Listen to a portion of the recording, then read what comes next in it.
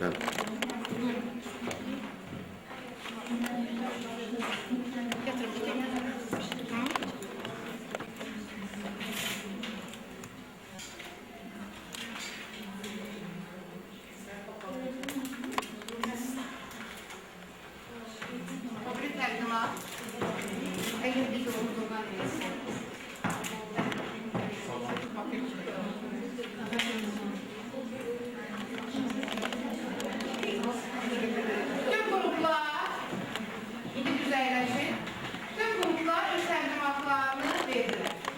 İndi zəhmət olmasa hər qrupdan ardıcılıqla necə ki təqdimatlarınızı verirsiniz, hər qrupdan bir nəfər lider buyursun öz fikirlərini təqdim eləsin.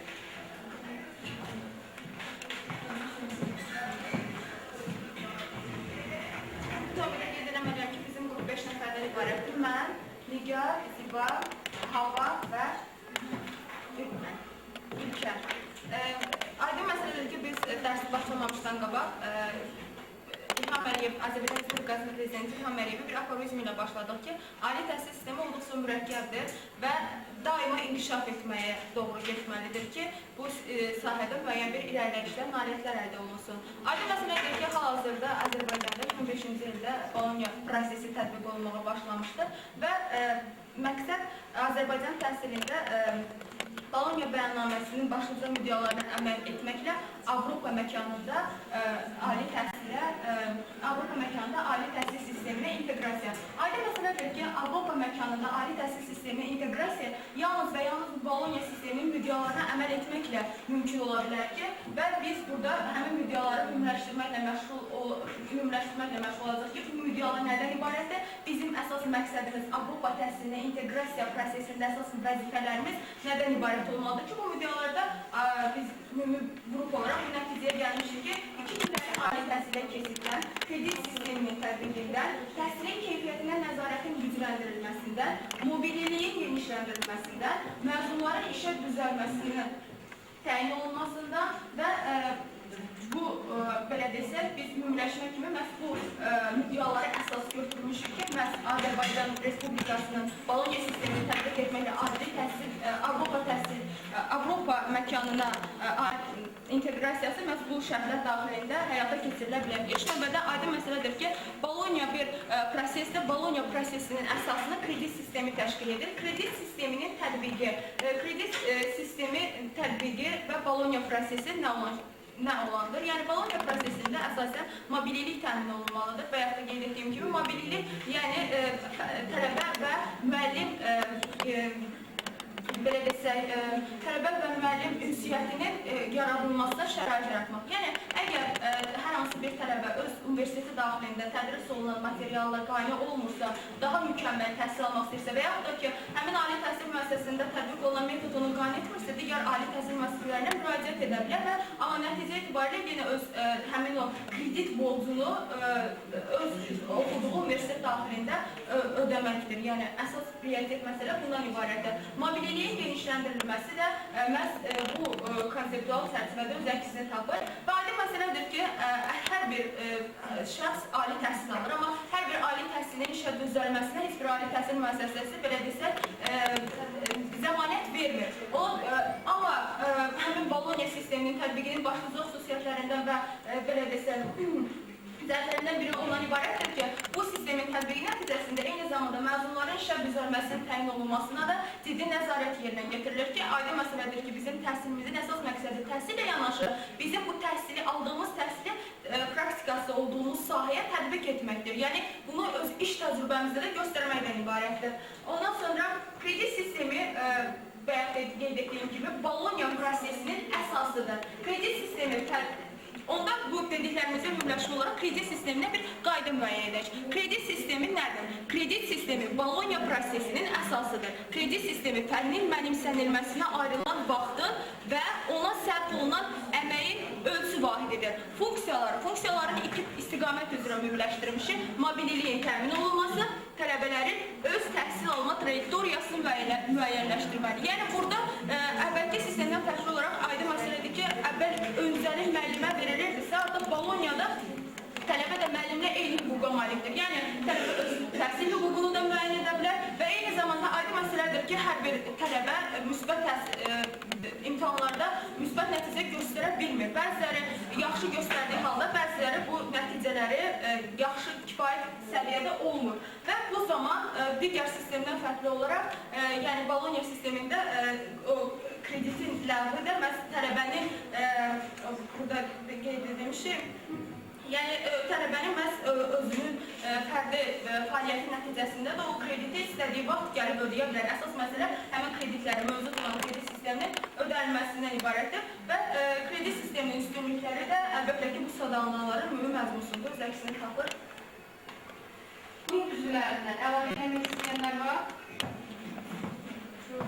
Qrupda. Hə, buyurun. Ali məktəblər arasında bağlanmış müqavilələrə uyğun olaraq Respublika ali məktəblərinin tələbələri Avropa ali məktəblərinə göndərilə bilər və onların qazandıqları kreditlər ali məktəblər tərəfindən qarşılıqlı tanınar. Tələbələrin bir təhsil müddətində dedikləriniz nədir? Üstünlükləridir? Tələbələrin bir təhsil müddətində digər yaxın ixtisasa da yiyələnə bilmələrinə şərait yaradılır. Məsələn, riyaziyyat ixtisası üzrə təhsil alan şəxslər qohum fəndi götürməklə informatika, filologiya ixtisasının tələbələri isə jurnalistika ixtisasına da yiyələnə bilərlər. Hə, çox yaxşı bir məqamdır. İki diplom əldə etmək üçün iki ixtisasa yiyələnmək, eyni vaxtda iki ixtisası arada bir var idi.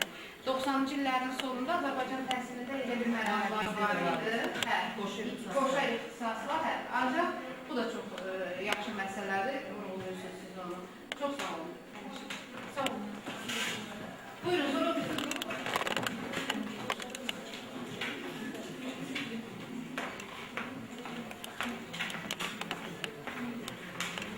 Bizim bu üzvlərdə Qurban Məsəlinin Cəfərli Kömür Paşa və Samira və mən Rızazadə Qəsinəm.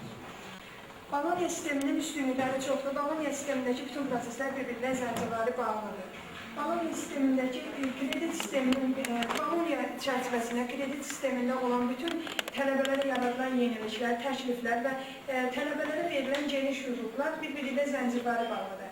Məsələn, götürsək, Bologna sistemində təhsilin keyfiyyətinin nəzarətin gücləndirilməsi.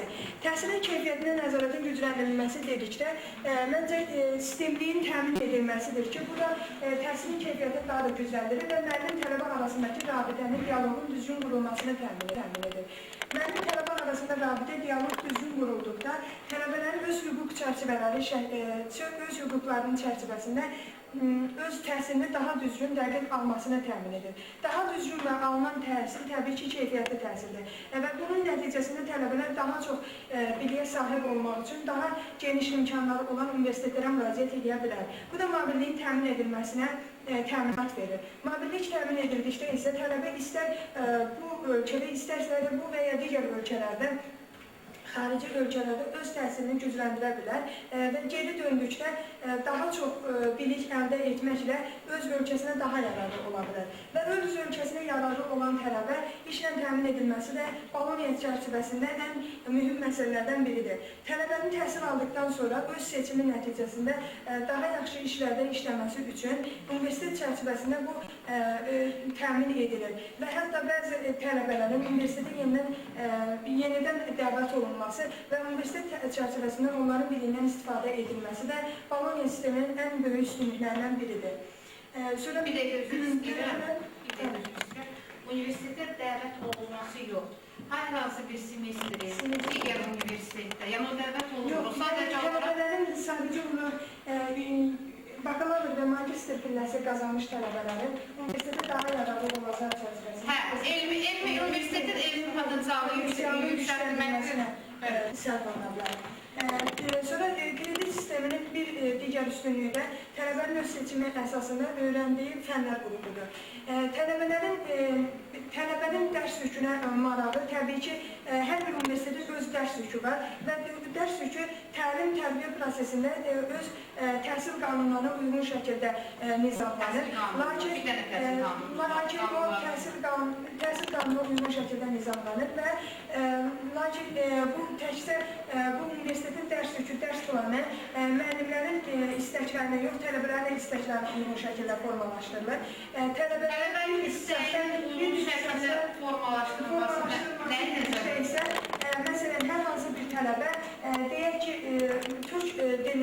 istedadçılarına marağı çox böyükdürsə, türk dillərinə aid proqramı birinci semestrdə verərək bitirmək istəyir və ona daha çox vaxt. Biraz artıq Bologna prosesində kredit sisteminin belə bir üstünlükləri var ki, əgər mütləq fənlərlə yanaşı imkan varsa, yəni uşağı tələbənin potensialı ona imkan verirsə, 2 kreditə qədər əlavə kredit götürə bilər və onları vaxtından əvvəl ödəməklə universiteti digər tələbələrdən biraz müddətinə görə tez bitirə bilər. Müddətinə görə daha çox istedadlı olan tələbələrin universitetdə daha erkən müddətə öz kreditlərini, öz universitetdəki imtahan nəticələrini daha tez yekunlaşdırmaqla daha tez bitirə bilər. Bu da istedadlı tələbələrin digər tələbələrdən seçilməsinə təminat verir. Bugünlərdə Təhsil Nazirliyi tərəfindən çox yaxşı bir haldır ki, sizin dekanınızla bu təklifi irəli sürdü. Təhsil Nazirliyi tərəfindən start verildi. Gənc tədqiqatçılar üçün layihələr. Yəqin ki, ondan məlumatınız var. Və çox gözəl bir haldır ki, universitet rəhbərliyi tərəfindən çox gözəl qarşılandı bu məqam. Və biz sizlə gələcəkdə çox güman ki, bugün sizdən qabaqca dərsim olduğu qrupda belə bir qərara gəldik ki, universitetdə magistrlərin elmi fəaliyyətlərinə stimul verməkdən ötürü, gücləndirməkdən ötürü sizin elmi fəaliyyətinizi bir elektron bank yaradar. Yəni bu sizin gənc tədqiqatçılarınızın elektron bankı olacaqdır. Bura daxil olacaqdır hüquqi normativ sənədlər bizim sahədə, təhsil sahəsində, elektron kitablar və nəşri çox nadir olan əsərləri yəqin ki, biz rəsadət qaldıracağıq. Onu bizə təqdim edəcəklər. Universitet rəhbərliyi qarşısında rəsadət qaldırarıq, bizə onları təqdim edərlər. Bu da sizə bilavasitə öz fəaliyyətinizdə köməkli olar. Bəli, çünki siz artıq elmi, belə deyək də, zirvəsinə doğru ilk pillələrindəsiz. Buyurun. Daha sonra Bologna sistemində tələbələrə yaradılan ən böyük şəraitlərdən biri də odur ki, müəllim-tələbə münasibətinin düzgün qurulması və tələbələrin müəllim seçimi hüququ. Tələbələrin müəllim seçimi hüququ isə tələbələr istədikləri və daha çox təhsil ala biləcəklərə inandıqları, elminə inandıqları müəllimləri seçmə hüququdur. Bu çox gözəl məqamdır. Azərbaycanda pedaqoji kadrlarla Azərbaycanda təhsil məsələlərinin təmin edilməkdə mənə elə gəlir ki, ən vacib məqamlardan biridir ki, tələbə özü seçməlidir, ona tədris edən müəllimi. Çünki tələbə özü bilir ki, tələbə yönümlü olan təlimi, o prosesi hansı müəllimdən daha məqsəd yönlü şəkildə qura bilər. Müəllim-tələbə münasibətlərinin təmin edilməsi və tələbələrin bilikləri də Bologna sistemində 71-100 bal arası qiymətləndirilir. Bu isə tələbələrin daha şəffaf şəkildə təhsilinin qiymətləndirilməsinə xidmət edir. Daha əvvəlki 95-ci ilə qədər olan təhsildə 5-4-3 qiymətləri artıq 71-100 balla əvəz edilmişdir ki, bu da daha yaxşı təhsili daha yaxşı alan tələbələrin, yaxşı tələbələrdən, yaxşının isə demək olar ki, digərlərinə seçilməsinə xidmət edir. Biz sizlə digər məşğələlərdə bu mövzunu araşdıracağıq. Universitetlərin reyting səviyyəsini öyrənəndə qiymətlendirmə nə cürə müsbət təsir göstərir bizim fəaliyyətimizə, təlim fəaliyyətinə, pedaqoji prosesə, bunu ayrıca bir mövzu kimi sizlə araşdıracağıq. Əlavəsi yoxdur. Çox sağ olun. Buyurun.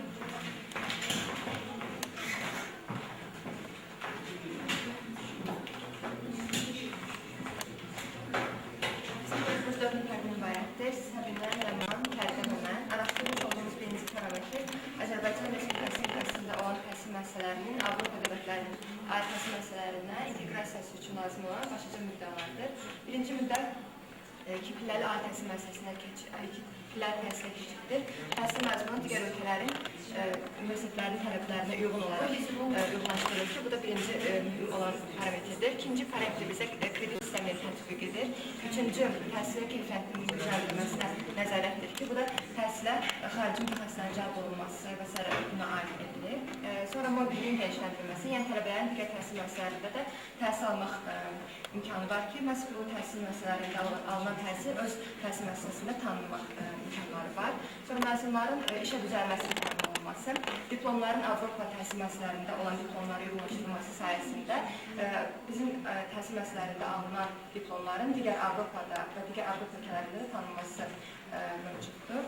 Sosial yönümlülüyün artırılması, yəni buna ömür boyu təhsilə aiddir. Yəni insan ömür boyu özünü inkişaf etdirmək üçün müxtəlif sahələrə təhsil almaq imkanı verilir və Avropa təhsil sisteminin cəlbediciliyinin artırılması, bu da deməkdir ki, elmi tədqiqatların nəticələrinin tədris prosesinin tətbiq edilməsidir ki, təhsilin səmərəliliyinin genişləndirilməsində məhz bu cəhət çox böyük vacib əhəmiyyət kəsb edir. İkinci parametr kredit sistemidir. Ümumiyyətlə, kredit sistemi fənnin mənimsənməsinə ayrılan vaxt və ona sərf olunan əmək üçün tətbiq olunan ölçü vahididir. Kredinin iki əsas funksiyası vardır. Mobilliyin təmin olunması, yəni tələbənin başqa universitetdə təhsil almaq imkanı verilməsi və tələbənin təhsil alma trayektoriyasının özü tərəfindən müəyyənləşdirilməsi. Kreditin bakalavr təhsilində ümumiyyətlə tələbələrə 200-250 kredit verilir, kredit tətbiq olunur. Ümumiyyətlə, bakalavr ali təhsil müəssisələrində keçirilən fənlər 3 qrupa bölünür. Birinci məcburi və ardıcıl keçilməsi vacib olan fənlər qrupudur. İkinci qrupa məcburi, yalnız ardıcıl keçilməsi vacib olmayan fənlər qrupu və nəhayət üçüncü tələbələrin özləri tərəfindən seçilmiş fənlər qrupudur. Bu da təhsil səmərəliliyini və daha çox tələbələrin təhsilə maraqla yanaşmasını təmin edir. Çünki tələbələr özlərinin daha çox maraq göstərdiyi fənləri seçməklə daha yaxşı səmərəli nəticələr əldə edə bilərlər. Üçüncü parametrimiz isə kredit sisteminin üstünlükləridir. Bizə görə birinci əsas üstünlük tələbələrə öz seçimləri əsasında fənni dinləmək, mənimsəmək və təkrar dinləmək imkanı verilir. Bu da tələbələrin ali təhsil müəssisəsindən kənarlaşmadan qalmış kreditlərinin sonradan ödənməsinə və sonraki illərdə həmin dərsləri dinləmək və təkrar imtahan vermək şəraiti yaradır. İkinci, tələbələrin bir təhsil müddətində digər yaxın ixtisasi yayılım bilmələrinin şəraiti yaradır. O deməkdir ki, yəni hər tərəfli mütəxəssis inkişaf yetişdirilməsi üçün çox böyük şərait yaradır. Məsələn, bir ixtisasda təhsil alan tələbə öz ixtisasına yaxın olan digər ixtisasla da yayıla bilər ki, bu da hər tərəfli akademiya yetişdirilməsinə şərait yaradır. Və hər bir tələbənin ayrı fənləri, ali məktəbin imkanları daxilində fənlər üçün öz müəllimlərini seçmə imkanı var. Bu da çox mühüm, müsbət bir haldır. Bu, tələbə-müəllim arasında qarşılıqlı anlaşmanın yaranmasına və bütün negativ halların arada qaldırılmasına çox böyük şərait yaradır. Və seminər və mühazirə müəllimlərin bir müəllim tərəfindən keçirilməsi də kredit sistemində çox mühüm üstünlüklərindən biridir. Bu da təhsilə, ümumiyyətlə bütün ixtisaslara, daha yüksək ixtisaslı kadrların cəlb edilməsinə şərait yaradır və təhsil nəticələrinin